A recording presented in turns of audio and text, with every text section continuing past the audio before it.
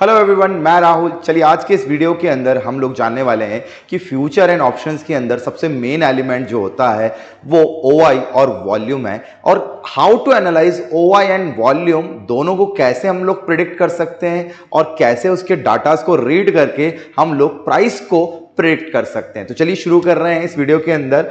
OI क्या है और वॉल्यूम क्या है। सबसे पहले मैं आप लोगों को बता दूं कि फ्यूचर जो डेरिवेटिव्स होते हैं, हालांकि हम जो इस पूरी सीरीज के अंदर फ्यूचर एंड ऑप्शंस कंप्लीटली लेने वाले हैं, बट अभी मैं बात कर रहा हूं फ्यूचर डेरिवेटिव्स की। तो फ्यूचर्स आप लोगों को दो जगह मिलने वाले हैं, ठीक है। सबसे पहला फ्यूचर्स आप लोगों को मिलने वाला है इंडेक्सेस के अंदर। इंडेक्सेस जैसे निफ्टी हो गया, आपका बैंक निफ्टी हो गया, आपका फिन निफ्टी हो गया, आपका मिड कैप सिलेक्ट हो गया, ठीक है। ये कुछ फ्यूचर्स इंडेक्सेस है, ठीक है। ऑलमोस्ट हमारे एनएससी के अंदर 4 इंडेक्सेस हैं जिसके अंदर आप लोग फ्यूचर डेरिवेटिव्स के कॉन्ट्रैक्ट्स ट्रेड कर सकते हैं, ठीक है। और साथ ही साथ स्टॉक्स फ्यूचर्स हैं, ठीक है। स्टॉक फ्यूचर्स में ऑलमोस्ट 183 स्टॉक्स हैं, क्लियर है। अब ये फ्यूचर्स डेरिवेटिव का बेसिक कॉन्सेप्ट मैं आप लोगों को इस वीडियो सीरीज के अंदर ऑलरेडी बता चुका हूं कि फ्यूचर्स कॉन्ट्रैक्चुअल बेसिस पर काम करते हैं, ठीक है। सबसे मेन मुद्दा जो है कॉन्ट्रैक्ट्स, उसके बाद में मेन चीज आती है उन कॉन्ट्रैक्ट्स को प्री डिफाइंड क्वांटिटीज में खरीदना, that is into the lot sizes. सबके लॉट साइजेस यहां पर अलग है, जैसे निफ्टी का लॉट साइज 50, बैंक निफ्टी का 15, फिन निफ्टी का 40 और मिड कैप सिलेक्ट का 75, ठीक है। लॉट साइज का मतलब है ₹1 अगर इनके डिस्प्ले प्राइस में मूव हुआ तो उतना आपको प्रॉफिट और उतना आप लोगों को लॉस होगा अकॉर्डिंग टू लॉट साइज, ठीक है। स्टॉक्स के अंदर सारे स्टॉक्स के लॉट साइजेस अलग अलग हैं और स्टॉक्स बहुत हैवी लॉट साइज के साथ में आते हैं। जैसे हम बात करें स्टेट बैंक ऑफ इंडिया की तो 1500 क्वांटिटी का है, रिलायंस की बात करेंगे तो 250 क्वांटिटी का है। तो ऐसे जो लॉट हैं वो बहुत हैवी लॉट होते हैं जिसको खरीदना और बेचना जो है on the basis of margin, ठीक है। कॉन्ट्रैक्ट खरीदा, कॉन्ट्रैक्ट कैसा कॉन्ट्रैक्ट, करंट कॉन्ट्रैक्ट जैसे फैब, उसके बाद में नेक्स्ट कॉन्ट्रैक्ट जैसे मार्च और उसके बाद वाला नेक्स्ट कॉन्ट्रैक्ट जैसे अप्रैल, ठीक है। ये 3 कॉन्ट्रैक्ट आपको मिलेंगे, 30 दिन की एक्सपायरी, 60 दिन की एक्सपायरी और मैक्सिमम 90 दिन की एक्सपायरी के साथ में आप लोगों को ये कॉन्ट्रैक्ट्स ओन करना पड़ेंगे, ठीक है। अब यहां तक तो आ गए, कॉन्ट्रैक्ट्स मिल गया, लॉट साइज हो गया। लॉट साइज के बाद में इन कॉन्ट्रैक्ट्स को आप पूरा पैसा ना देते हुए इनको मार्जिनल बेसिस पर आप लोग बाय और सेल कर सकते हो, लॉन्ग पोजीशन को या फिर शॉर्ट पोजीशन को कैरी कर सकते हो। ये बेसिकली फ्यूचर ऑप्शंस आप लोगों का बेसिक कॉन्सेप्ट है, ठीक है।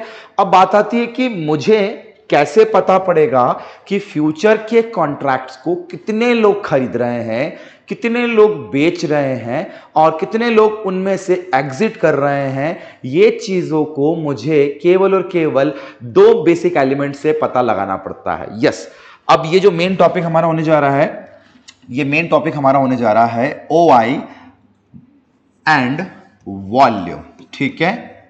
ओआई का मतलब होता है ओपन इंटरेस्ट,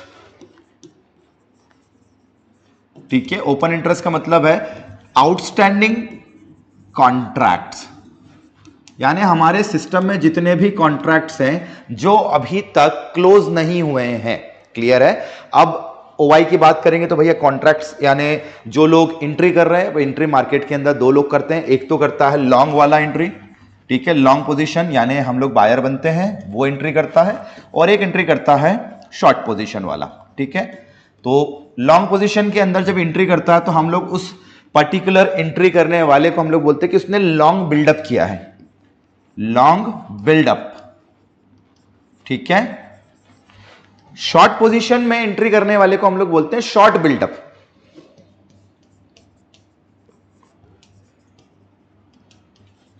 अब ये 2 लोग हैं, ये 2 लोग एंट्री कर रहे हैं, बट ऑब्वियसली बात है एंट्री करेंगे तो ये एग्जिट भी करेंगे, ठीक है। अब इनसे हमको पता पड़ता है कि ओआई का मतलब तो आउटस्टैंडिंग कॉन्ट्रैक्ट, यानी जो सिस्टम में कॉन्ट्रैक्ट ऐड कर रहा है। अब ये जो है लॉन्ग करने वाला, ये भी सिस्टम में ओआई को बढ़ाएगा, ठीक है, और शॉर्ट बिल्डअप करने वाला भी सिस्टम में ओआई को बढ़ाएगा। ये ऊपर ले जाने के लिए सिस्टम में एंट्री करता है और शॉर्ट बिल्डअप वाला नीचे ले जाने के लिए सिस्टम में एंट्री करता है या उस पर्टिकुलर कॉन्ट्रैक्ट में एंट्री करता है, ठीक है। अब इसको हम लोग फॉर एग्जांपल अगर लें कि कैसे हम लोग ओआई को कैलकुलेट कर सकते हैं, वो हम लोग देख लेते हैं, ठीक है। लेट्स सपोज मैंने निफ्टी बाय किया है, ठीक है, 22,000 का रेट चल रहा है निफ्टी का। ये मेरा कौन सा रेट है? ये मेरा 22,000 का फैब कॉन्ट्रैक्ट का रेट है, यानी इसकी जो एक्सपायरी डेट होगी वो होगी 29th of Feb, last Thursday of the month. ठीक है, निफ्टी की मिनिमम क्वांटिटी जो लॉट साइज है वो 50 क्वांटिटी का है। अब मैं यहां पर उठाता हूं 10 लॉट्स, 10 लॉट्स मैंने बाय किए, बाय यानी मैंने लॉन्ग पोजीशन क्रिएट किया। मैंने सिस्टम में कितना ओवाई क्रिएट कर दिया? मैंने 10 का ओवाई क्रिएट कर दिया। ठीक है, 10 लॉट बाय करने का मतलब है 10 का ओवाई क्रिएट करना। अब 10 का ओवाई की बात करेंगे तो मार्केट में वॉल्यूम भी बढ़ेगा। वॉल्यूम किस साइड बढ़ना चालू हो जाएगा? बाइंग साइड पे बढ़ना चालू हो जाएगा। ठीक है, मुझे प्रॉफिट हो गया, निफ्टी भैया 22,200 पहुंच गई, मेरे को यहां पे प्रॉफिट हो गया 10,000 रुपए का। अब मैं क्या करूंगा? 5 लॉट को बेच देता हूं। 10 में से मैंने 5 लॉट बाय को मैंने क्या कर दिया? बाय को एग्जिट कर दिया।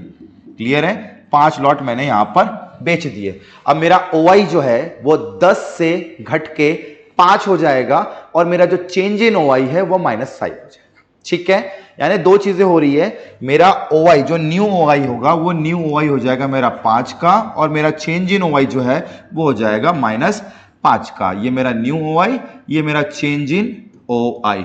अब यहां पर अगर और बाय हो जाता है तो ओवाई कंटिन्यूसली बढ़ता रहेगा। ठीक है, ये बाइंग साइड का ओवाई है। अगर ऐसे ही मैं अगर इसको सेलिंग साइड पर लूं तो सेलिंग साइड पर भी ओवाई बढ़ता रहेगा, यानी जो लॉन्ग बिल्डअप करने वाले लोग हैं वो ओवाई को बढ़ाते हैं ऊपर ले जाने के लिए, और उसमें से प्रॉफिट लेते लेते उसको लॉन्ग अनवाइंड करते हैं, यानी उसके अंदर प्रॉफिट जब बुकिंग होगा या उसमें से जब सौदे कटेंगे तो उस सौदों को हम लोग बोलते हैं लॉन्ग अनवाइंडिंग। ठीक है, यानी बायर ओवाई बढ़ाएगा ऊपर जाते वक्त और बेचेगा, उसको बोलेंगे लॉन्ग अनवाइंडिंग। वैसे ही सेलर है, सेलर ने भी 10 लॉट शॉर्ट किए, नीचे गया, ओवाई बढ़ा, नीचे जाके उसने 5 लॉट काटे, प्रॉफिट बुक किया, ओवाई वहां पर कम हो गया और चेंज इन ओवाई -5 का हो जाएगा, वाइस वर्सा। तो यहां पर 4 कंडीशन बनती है। अब इस ओवाई को आप लोग कैलकुलेट कर सकते हो इन 4 कंडीशन से। पहला लॉन्ग बिल्डअप, दूसरा लॉन्ग अनवाइंडिंग, तीसरा शॉर्ट बिल्डअप, चौथा शॉर्ट कवर। ठीक है, ये बायर का एंट्री है, बायर एंट्री करता है, ओवाई को पॉजिटिव करेगा, बायर एग्जिट करता है प्रॉफिट या लॉस में तो ओवाई को नेगेटिव करेगा।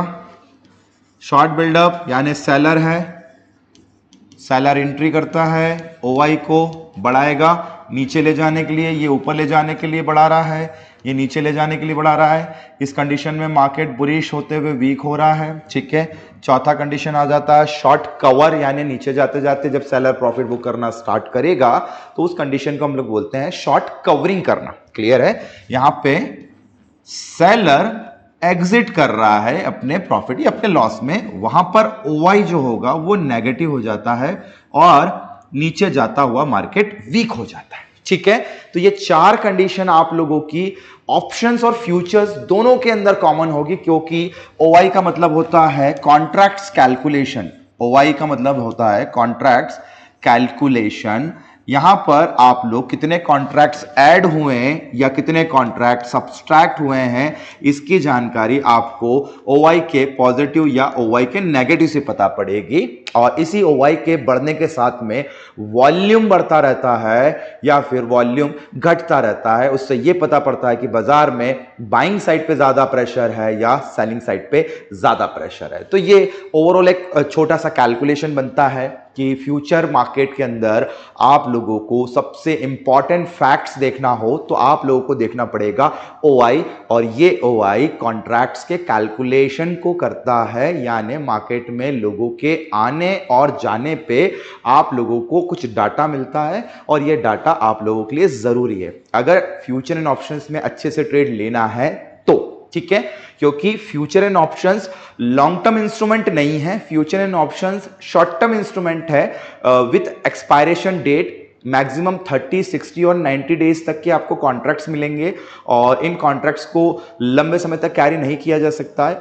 कैरी करना हो तो आपको बार बार करंट कॉन्ट्रैक्ट को काट के नए कॉन्ट्रैक्ट में शिफ्ट होना पड़ेगा जब भी इसकी एक्सपायरी आती है तब। और जब आप लोगों को पता नहीं है फ्यूचर में रेट क्या होने वाले हैं तो हम इन कॉन्ट्रैक्ट्स को लॉन्ग टर्म कैरी नहीं कर सकते हैं। लॉन्ग टर्म कैरी केवल एक ही इंस्ट्रूमेंट होता है, दैट इज इक्विटी, और इक्विटीज को लाइफ टाइम कैरी कर सकते हो आप लोग, इसलिए वहां पर कोई एक्सपायरी नहीं होती है, कोई लॉट साइज नहीं होता है और कोई मार्जिन नहीं होता है। वहां पर पूरा पैसा देकर आप लॉन्ग टर्म शेयर को अपने डीमेट अकाउंट में रख सकते हैं। बट ये future and options demat account में नहीं जाता है, ये जाते हैं डायरेक्टली ट्रेडिंग अकाउंट में और सेटल डाउन हो जाते हैं T+1 डे के टाइम पर। ठीक है, तो ये छोटा सा एक ओवाई का ये एस्टिमेशन है। इस तरीके से आप लोग फ्यूचर्स के अंदर ओवाई को कैलकुलेट कर सकते हैं। जहां पर भी आप लोग कॉन्ट्रैक्ट्स देखते हैं उसके मार्केट डेप्थ में आपको ओवाई और वॉल्यूम का कैलकुलेशन आप लोगों को हमेशा दिखता रहेगा। ठीक है, टिल देन ये वाला वीडियो जो है हम लोग कंटिन्यू कर रहे हैं नेक्स्ट वीडियो के अंदर। नेक्स्ट वीडियो के अंदर मैं आप लोगों को